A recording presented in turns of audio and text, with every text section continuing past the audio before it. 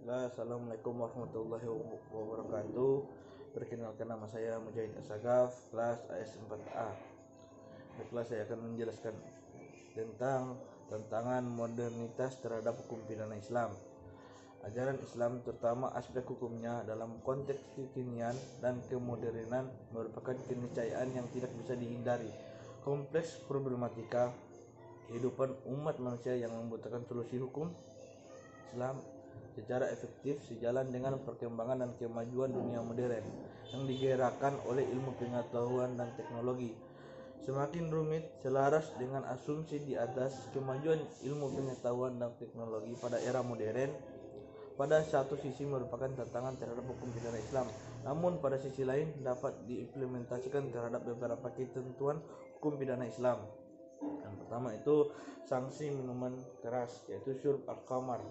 Minuman keras atau khamar merupakan salah satu jarima dalam pidana Islam, yang merupakan orang yang meminum minuman keras khamar diancam jarima had, merupakan hukum cambuk. Menurut Imam Syafi'i dan Imam Ahmad, hukum bagi peminum minuman keras adalah cambuk 40 kali. Sedangkan menurut Imam Malik dan Imam Abu Hanafi, hukum bagi peminum minuman keras adalah cambuk 80 kali. Yang kedua, bentuk dan sanksi pidana material rape. Salah satu tantangan modernitas dalam hukum pidana Islam adalah munculnya marital rape atau pemerkosaan suami kepada istrinya. Dalam hukum pidana, ketentuan ini telah diatur dalam Undang-Undang RI Nomor 23 Tahun 2004 tentang penghapusan kekerasan dalam rumah tangga, sehingga pemaksaan hubungan seksual oleh suami kepada istrinya telah dikategorikan sebagai salah satu delik atau jarima. Padahal menurut hukum Islam, hubungan seksual suami istri adalah legal karena itu problematika marital rape sebagai salah satu kekerasan dalam rumah tangga. Itu perlu dikaji dari perspektif hukum pidana Islam. Sedangkan hubungan seksual dari suami kepada istri yang diperspektifkan istri sebagai pemerkosaan yang muncul dari sikap egois istri tidak dikategorikan sebagai marital rape dalam perspektif hukum pidana Islam. Marital rape sebagai jarima hudud dalam hukum pidana Islam memiliki sanksi pidana bagi pelakunya yang disesuaikan dengan status perkawinan pelaku. Sanksi pidana bagi laki-laki bujang yang menggauli istri yang dipaksa melacuri oleh suaminya adalah 100 kali cambuk sesuai ketentuan Quran Surah An-Nur ayat 2. Laki-laki itu sudah menikah, sanksi pidananya adalah dirajam sampai mati sesuai hadis Nabi Shallallahu Alaihi Wasallam. Apabila daripadaku, ambillah daripadaku, sungguhnya Allah telah memberikan jalan keluar. Hukum bagi mereka atau penzina, jejak dan gadis hukumnya cambuk 100 kali dan pengasingan selama setahun. Sedangkan duda dan janda hukum cambuk 100 kali dan rajam. Hadis riwayat Muslim dan Ahmad Tirmizi dari Ubah Ibnu Hamid. Sedangkan dalam kasus pemerkosaan, mayoritas ulama berpendapat bahwa pihak pelaku dapat diposisikan status hukumnya dengan penzina, sedangkan pihak korban status hukumnya menjadi seorang yang terpaksa berhubungan seks atau berbuat sesuatu di luar kehendaknya. Dalam khazanah fikih klasik, kasus pemerkosaan tidak digunakan istilah zina, melainkan istihaq lihurmah al-nisa, perampasan kehormatan perempuan. Karena pemerkosaan merupakan salah satu perbuatan yang digolongkan sebagai kejahatan melawan kemanusiaan atau melanggar hak asasi manusia.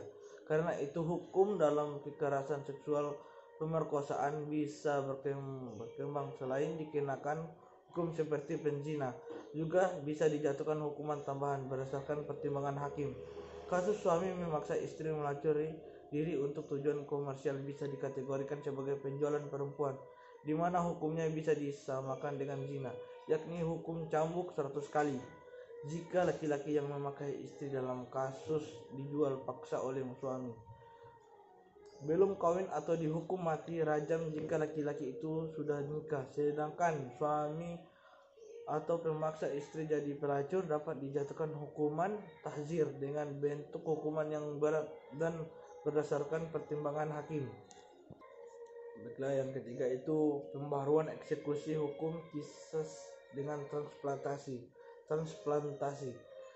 Kedokteran modern memperkenalkan teknologi transplantasi organ tubuh untuk menolong pasien yang mengalami gagal fungsi organ tubuhnya yang vital seperti ginjal, jantung, dan mata yang gagal disembuhkan melalui pengobatan medis biasa. Teknologi transplantasi organ tubuh ini dapat diterapkan dalam eksekusi terpidana delik penganiayaan yang menyebabkan korbannya luka.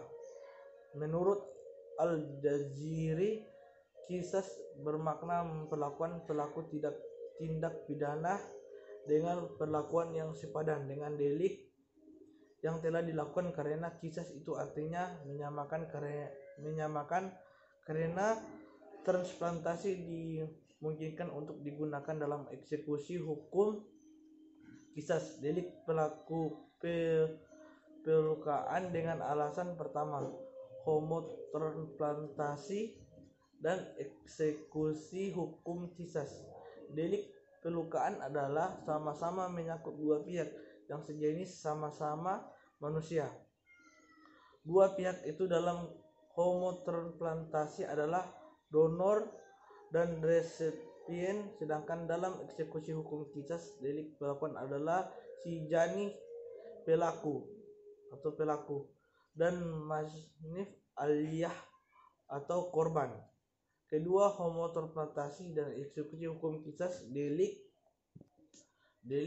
pelukaan adalah sama-sama mengharuskan diadakan pelukaan. Dalam homotransplantasi, pelukaan dilakukan terhadap donor, sedangkan pelukaan dalam eksekusi hukum kisas itu dilakukan pada si jani atau pelaku.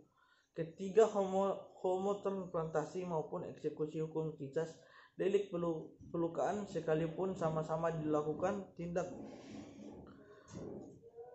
pelukaan, namun sama-sama untuk tujuan kemaslahatan pihak lain bagi resipien dalam homotransplantasi dan untuk korban dalam eksekusi hukum kisas. Keempat, dalam pelaksanaan homotransplantasi diambil dari donor dimanfaatkan untuk transplantasikan kepada resipien.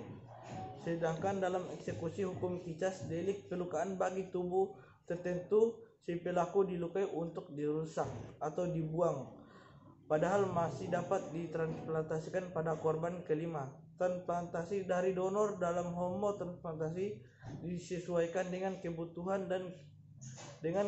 resipien. Misalnya, resipien membutuhkan kornea mata, maka transplantasi yang dikehendaki dari donor kornea pula. Sedangkan dalam eksekusi hukum kisas delik pelaku bagi bagian tubuh pelaku dilukai sesuai dengan bagian tubuh korban yang telah terluka, disesuaikan antara hukum dan delik.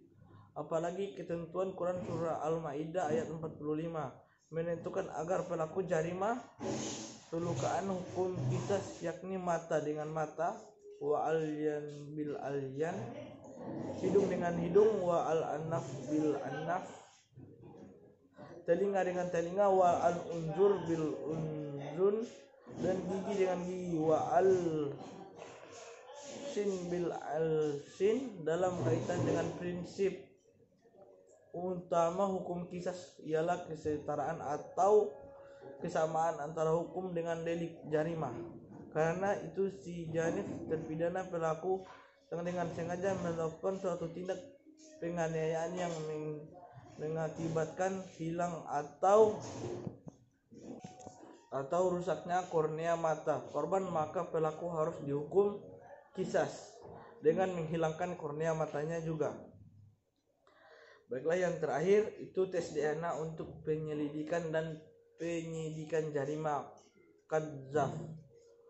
Dalam berbagai kasus tindak pidana pada era modern, seringkali polisi kesulitan untuk melacak identitas pelaku kejahatan karena tidak meninggalkan sidik jari atau alat bukti lainnya. Hal ini dapat dicermati dari kasus bom bunuh diri. Tubuh pelakunya sendiri telah tercabik-cabik sehingga polisi kesulitan untuk menyelidiki identitas pelakunya. Namun kemajuan teknologi kedokteran forensik telah memberikan solusi melalui tes DNA sekaligus identitas pelaku kejahatan menjadi jelas. Tes DNA juga bisa menjadi solusi terhadap keraguan hubungan nasab antara seorang anak dengan seorang ayah. Jika ayah anak itu tidak mengakui sebagai anak kandungnya, DNA dapat dijadikan alternatif untuk menguji tuduhan tersebut. Keharusan untuk mendatangkan 4 orang saksi yang melihat langsung suatu peristiwa perzinahan pada hakikatnya, mengingatkan kepada umat Islam agar tidak gegabah menuduh orang lain melakukan zina, karena tuduhan zina tersebut berakibat fatal bagi tertuduh, yakni dijatuhkan jarima hadud berupa 100 kali cambuk bagi yang belum menikah atau dirajam sampai meninggal bagi yang sudah menikah. Sebaliknya orang yang menuduh tanpa mampu menunjukkan buktinya akan dikenai jarima kadzaf, yakni dicambuk sebanyak 80 kali. Jika hal itu terjadi pada suami istri, maka jalan keluarnya adalah sumpah li'an. Namun jika tes DNA dilakukan, maka sumpah li'an dapat dicegah sehingga tes DNA dapat menjadi solusi damai bagi mereka. Baiklah, itulah hasil presentasi dari saya. Apabila ada kesalahan, itulah datang dari saya, datangnya dari Allah. Jika benar, itu datangnya dari Allah. Assalamualaikum warahmatullahi wabarakatuh.